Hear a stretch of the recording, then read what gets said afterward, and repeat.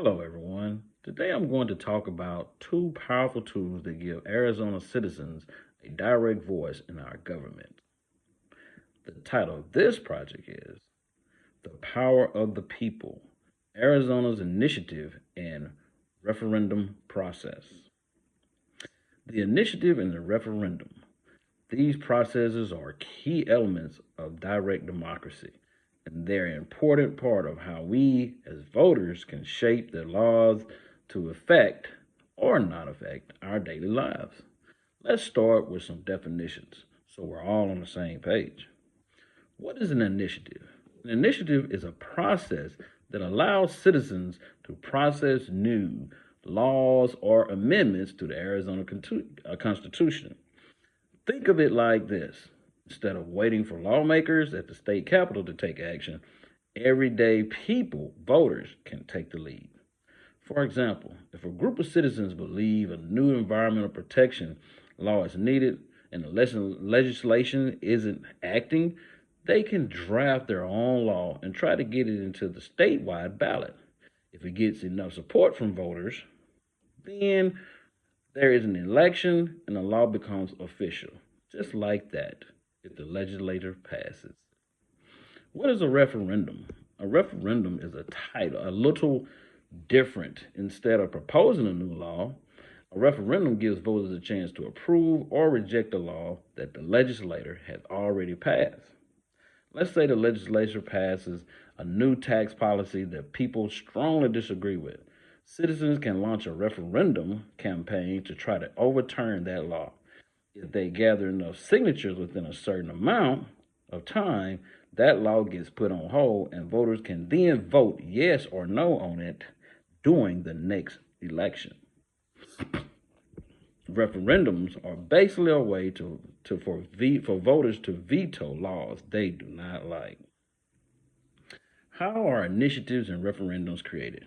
Now let's talk about the process. To get an initiative or a referendum on the ballot, there's a pretty structured system. For initiatives, the process starts with drafting the proposed law or constitutional amendment.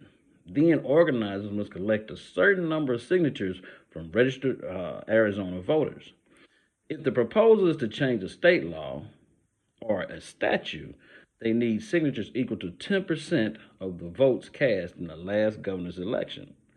If it is a proposed change to the state constitution, they need 15% of the number. For referendums, the requirement is a bit lower. They need signatures equal to 5% of the votes cast in the last gubernatorial election, but they only have 90 days after the legislative session ends to collect them. That's a tight deadline.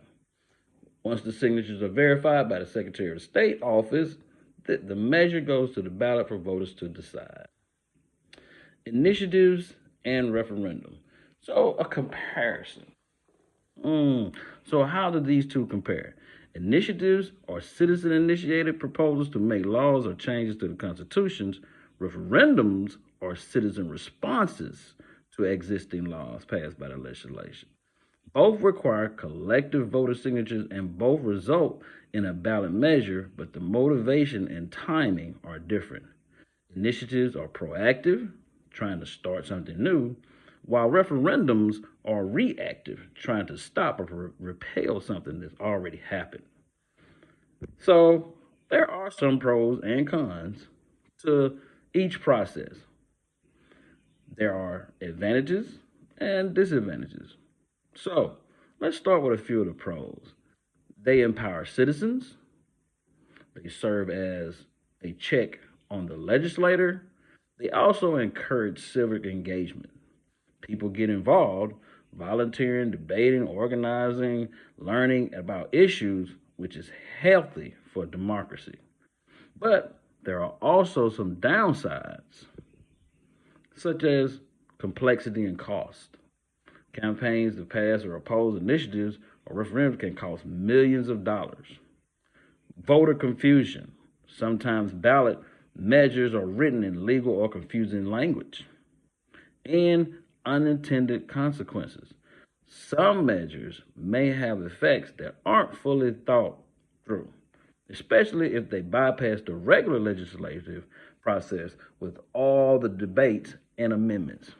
So, how do these processes reflect direct democracy? In Arizona, initiatives and referendums are not just policy tools, they are constitutional rights. The Arizona Constitution, specifically Article 4, Part 1, Section 1, guarantees that the people reserve the power to propose laws and amendments and to enact or reject such laws at the polls. That's a clear expression of direct democracy, where voters, not just elected officials, have the final say. In many other states, citizens only vote on candidates. In Arizona, we also vote directly on laws. That's a big deal. It gives people more control over what happens in their government. To wrap up this conversation about, initiatives and referendums, the initiative and referendum are cornerstones of of Arizona's democracy. They let voters act directly, whether it's to create new laws or to challenge ones that they don't agree with. These processes aren't perfect, but they reflect a deep belief that power ultimately belongs to the people. That belief is at the heart of Arizona's government, and that's something worth understanding, protecting, and using wisely.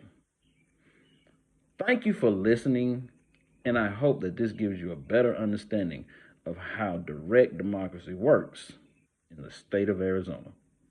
Thank you, and have a blessed day.